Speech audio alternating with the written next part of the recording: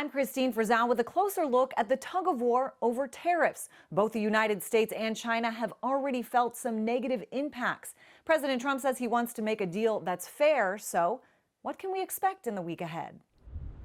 In Los Angeles, some of the last cargo ships carrying Chinese goods without massive tariffs arrive. They'd been loaded before April 9th. Soon the arriving goods will carry with them a 145% tariff. We were losing hundreds of billions of dollars with China.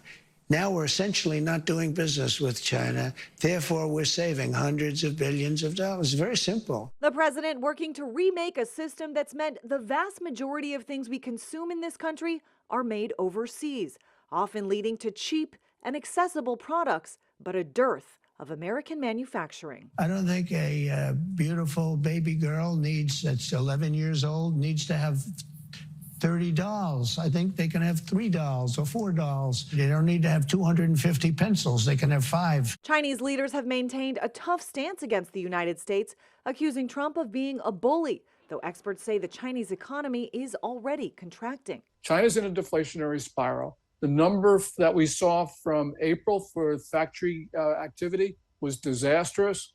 There are no good storylines in the Chinese economy these days. The American worker not in as bad of a position as some feared, with better than expected jobs numbers last week.